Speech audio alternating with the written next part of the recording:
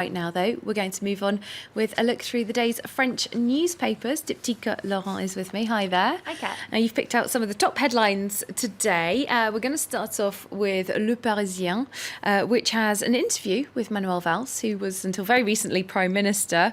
He's, of course, given up that job to take part in the Socialist presidential primary, and there are just a couple of days to go now. That's right, and Manuel Valls is shedding light on his presidential campaign, or program rather.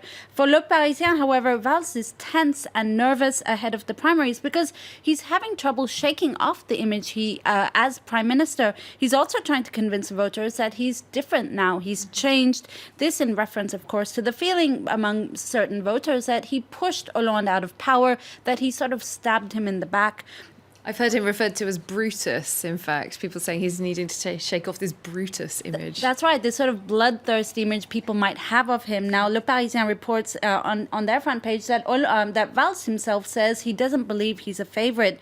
But this whole situation has sort of been sent up by their cartoonist ransom. You see here Hollande telling Valls, "Oh, I'm sick of hearing you telling everyone that you've changed. It reminds me of Nicolas Sarkozy." And Valls says, well, would you rather I say, le changement c'est maintenant, change is now, of course, that popular phrase that Hollande repeated incessantly during his campaign. Indeed, and I don't know if you recall this, but there was a sort of a movement that they tried to bring in, tried to get people to do this, to show their support as well. It didn't really go anywhere, did it, unfortunately? I don't think Manuel Valls is going to be picking up on that slogan for many reasons. This insight we're getting into Manuel Valls' programme, though, it's certainly interesting for voters to see what kind of policies he might be running on. And it doesn't look that different from the policies that he's been putting forward under François Hollande. That's right, and this similarity has not gone unnoticed, especially by the right-wing press, as you can imagine. The daily L'Opinion says in its article, an heir against his wishes, that's Manuel Valls. They say, well, Valls is essentially an heir of Hollande's politics. I quote, "We expected a tiger ready to pounce after years spent in the shadows of François Hollande, whom he considered too impotent. Yet we discover with his program a kitten paralyzed by what's at stake, and especially paralyzed by the fear of the Socialist Party, who is not fond of breaking ranks with their leader, something that Valls did repeatedly under François Hollande."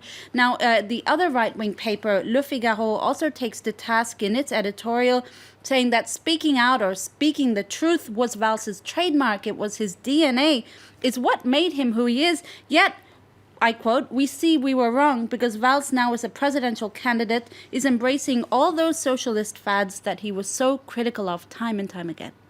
And as we said, François Hollande not running for his own job in the upcoming election.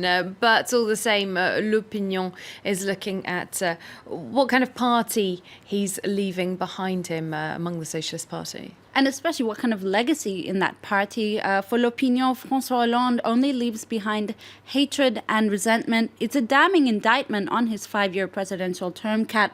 This anger will no doubt, the paper says, liven up the socialist primaries in a couple of weeks, but it's not enough to spur fundamental ideological changes in the party. Their front page accompanied by a satirical movie poster there. For a film called Vengeance or Revenge, featuring Arnaud Montebourg, Emmanuel Macron and Aquilino Morel, a former Élysée advisor to Hollande. All three of them, you might recall, left the government rather dramatically and accused Hollande of not sticking to his presidential promises. Well, you might say that's just politics, but that's for someone else to say. Looking at Hollande's promises that he made while he was president, he had a lot of big talk about taking on the French banks, the financial sector.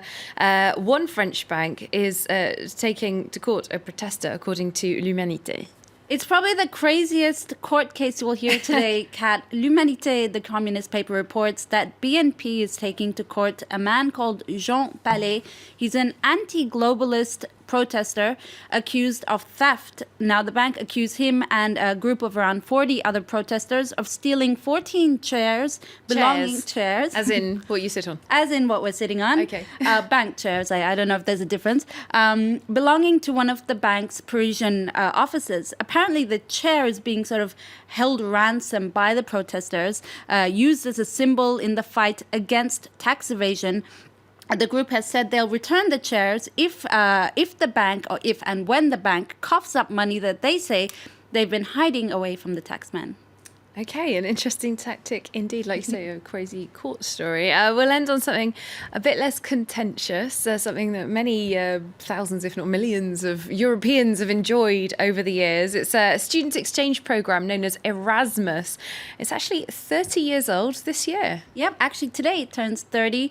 The film was perhaps, there was one film you might recall that made this program super famous. It was the French film L'Auberge Espagnole, or The Spanish Apartment, as it was translated. Now, in 30 years, the program has grown to include a network of 33 countries, which offers student exchange programs, and 5 million students, teachers, and researchers have taken part in the program.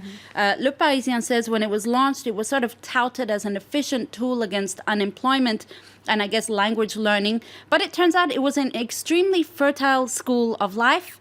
Le Parisien says Erasmus has contributed to the births of 1 million children born from relationships founded through the Erasmus program. Oh, well, that's lovely, isn't it? And I know one couple actually one of them who works here at France 24, who got married after meeting on the Erasmus program. So there you go. Happy birthday, Erasmus, and happy weddings and births to all of those Erasmus couples and children. Thanks very much. Diptyque Laurent, who'll be looking through the international papers for us as well a little bit later on.